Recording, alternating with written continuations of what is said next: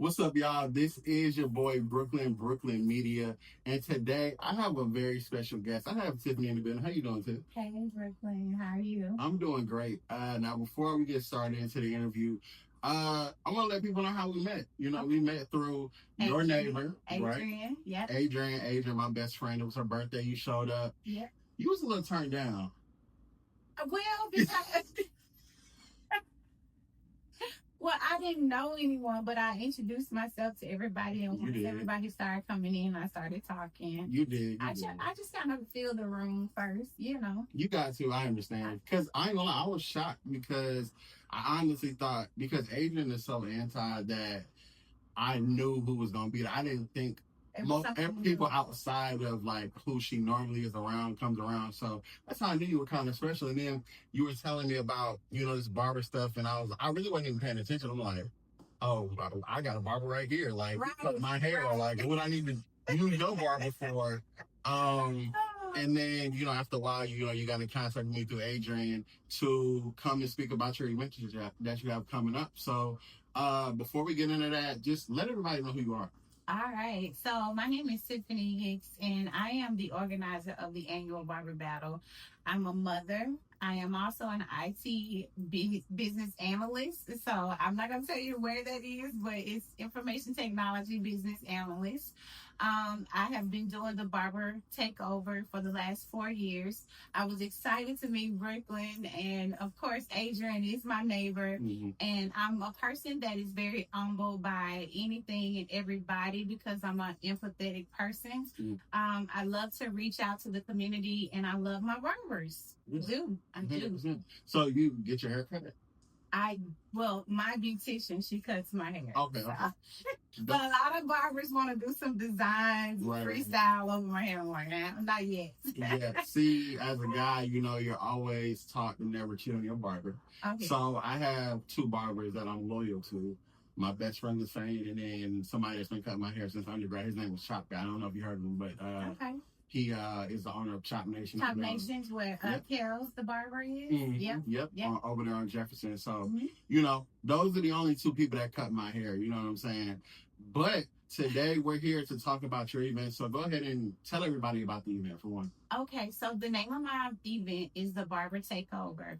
Again, it's been the last 4 years I've actually conducted this particular barber battle. It's here in Tennessee. It's one of the only barber battles in Tennessee. Again, this is the 4th year. We got a lot of entertainment. We have Max Diesel trucks. I'm sponsored by Coca-Cola. I'm also sponsored by Uncle Nearest. You guys know the whiskey.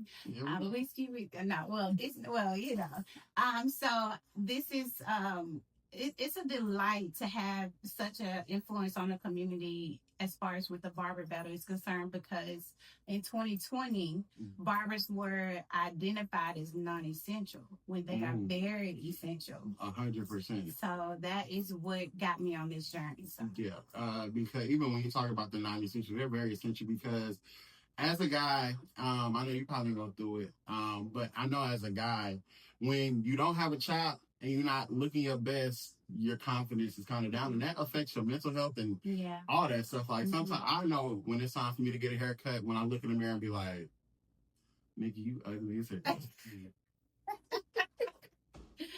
No, but it builds your confidence. Yeah, so when you look good, you feel good. 100%. And then when I was with Nashville Gang Elites, which is a car club, they said you look good, you feel good, you do good. So that's been something that I've been saying as well. Definitely. So let's talk about the battle aspect. How does that work? Like, what do they judge off of, and how are the haircuts? How is it a battle? Okay, so each barber will sign up with what they feel that they're capable of doing. So we have the fastest fade, which is 15 minutes. They don't necessarily have to go all the 15 minutes, but if they finish in 10 and their fade is great, then it's fine. We have the freestyle, and that's basically designs, colors, spikes. It could be whatever you think of, and that's like a 40-minute battle. And that is a $500 prize. The best fade is a $500 prize as well. So now we also have the fastest taper. It's actually sponsored by Heavy, who's a enhancement product. So he's coming down and he's going to judge that. Well, he's not going to judge it, but he's going to like host that battle. And it's a 12 minutes. You got to do a taper in 12 minutes. And that prize is $2,500. Oh, $2,500. $2,500. And I have a shop owner battle, and the prize for that is $1,000. But the crowd votes for the shop owners. Okay. Now, the question about the judges have a tally. They go through that tally. If you meet those criteria when they actually judge your haircut, then you are capable of winning that particular prize. So, yes. And then we have the student battle, which you actually have 40 minutes, and that's a $300 prize. So you got prizes on prizes on prizes on prizes on prizes. Now, you said one word that triggered me, and that's the word enhancement. So is there like a section for that as well? Like, do y'all qualify those as haircuts? Because when it comes to enhancements, me personally, I don't think those are really haircuts, because that's the black spray, that's the chalk, that's you put the line on and you spray. Like, I can't stand those. So what are the stipulations into it being fair for other people that don't use enhancements? Well, some barbers don't use it. However, in Nevada, if you want it to be pristine, they do. But in the real world of you, our actual client, most of my barbers, they'll say, are you okay with enhancements before they spray it? But if the person says that that's what they want before they sit down or during the conversation, then the barber has the permission to enhance the hair with the line, with the spray. So most people do ask for it, especially if they have the lighter spots in the actual, cowlicks. So they might want to do that, but I get that. It's a permission thing. It'd be people that's getting it. That don't need it. You don't need that black. They get the little sprinkles in the hair, like. I can't, but maybe that's because, I got all my hair, so I ain't even knocking nobody. You know what I'm saying? But that's what's up. So how are you incorporating the community in your event? How am I incorporating the community in my event? One of the things is my vision is grace. So with this growth of small businesses, R is for respecting other diversities. A is awareness of mental and physical health, as well as financial awareness. C is challenging mediocrity, and E is education. Now, grace is involving the community by supporting small business and small business owners. Most people don't feel like barbers are businesses. They are business. They are the businessman, right? Right. And so even content creators like yourself, just supporting all the community small businesses here in Nashville, Tennessee, and around the world. So respecting other diversities, that is a community within itself. My show actually is very diverse. It's so diverse, I have to have 3 interpreters to interpret for my Latino community. The C, challenging mediocrity, that's accepting anybody and everybody from all types of nationalities or whatever, to challenge them to come in and commit to being a part of an amazing show. Education, of course, for community. You have to have the education. It takes a village. So I am inviting people from everywhere. Like Salute the Barber is coming. That's one of my sponsors as well. United Barbers Club, D Best. She has a barber boot camp. So different things like that. Coca-Cola, entrepreneurs. That's all educating people that you can do this, you can be who you would like to be. So my vision is all about the community. Okay, dope. And do you have any success stories that have come from your event? Yes. So most of my barbers that physically come to the event, they're like, when is the next show? Because it gives them the ability to like display their talent. And also, it's here in Tennessee. We don't have a lot in Tennessee to display the essentialism of the barbers. And so I feel like everybody's winning. Everybody leaves with the expectation of the next show for next year.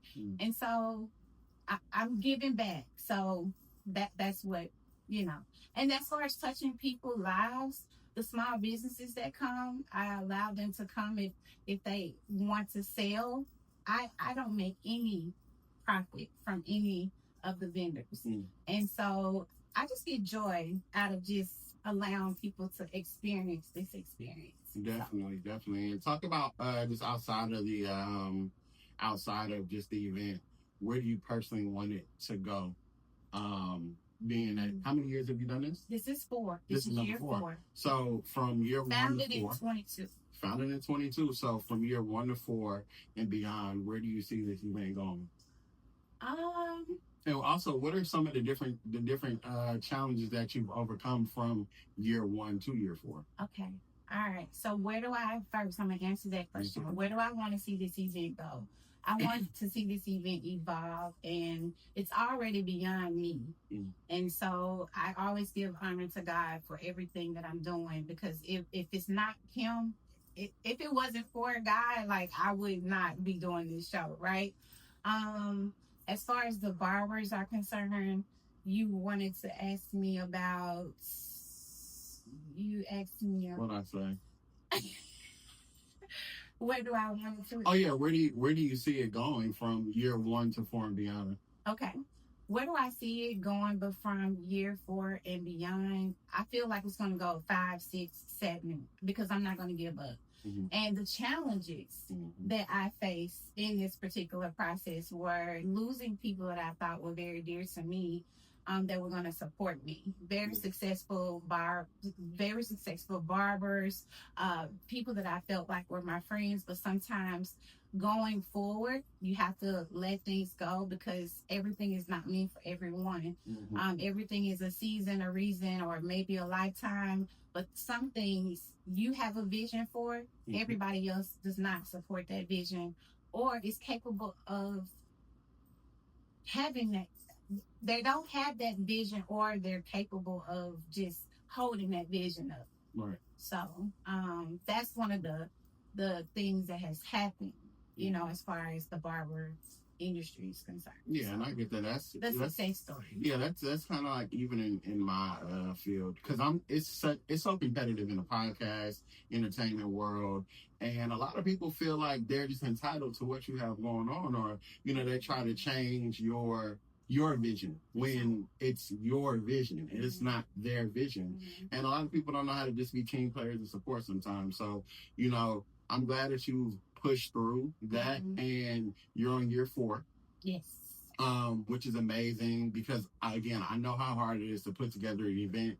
I just helped with one last week, and I was hosting and running show. Wow. You know what I'm saying? Yeah. And helping the person that put the show together kind of put pieces and do promotion and marketing and all this stuff. So I understand how hard, that can be. So I salute you for that. So is there anything else that you want to tell people about the event? And also what we can look forward to? Okay. So with the event, there comes a time where you have to understand that, as far as I am concerned, I fast from August the 19th. That's when I started, and I will fast up until the show. I will move myself from this persona that this is me doing this, and I give it all, and I give the glory to only God Himself. And I also, running an event like this, you got to understand that you're going to lose people, and you're also going to gain the people that are supposed to be here. The show is going to be October the 19th. I'm expecting more than 800, because I had about 800 last year. It is kid friendly. There will be a food truck. Have you ever heard of Smoke Boss? Josh the Smoke Boss? So Josh the Smoke Boss will be the food truck. I'll have coffee. I will have candle vendors. I will have you as a content creator. Actually hosting, coming in. I'll have United Barbers Club. They are going to be my hosts of the actual hosting the battles themselves. And I have all of my girlfriends. They're coming as well. They're going to be assisting. You'll see them when you walk in, and paying and all that. Another thing about the show, we are accepting payments at the door and online at Eventbrite, that you'll see in the caption. Okay. Other than that, you can get to meet me. I'm very humble. I'm very open, and I love hugs. So, and this is the year my show was founded. So you'll see a lot of my, You good. Okay. You good. You'll see all of my girlfriends with this shirt on, and they're going to be assisting you. You'll see crew on their shirts, and I look forward to everybody coming. It is open to the public, and I want to see you there. Most definitely. Well, Tiffany, I definitely appreciate you for wanting to even talk to me on my platform. That definitely means a lot when people reach out and just want me to do something. You know what I'm saying? Because this is what I love to do. This is my passion, and it just shows that I'm in the right direction and I'm doing something that people are recognizing. You know. Something that is. Dope. I appreciate it. So again, this is your boy Brooklyn. Make sure you guys check out the event. Again, we'll have everything in the bio, everything. We'll have the links, all of that good stuff. Make sure you guys get those tickets. This is your boy Brooklyn. I got my girl Tiffany with me. Tiffany, Peace out. Yay.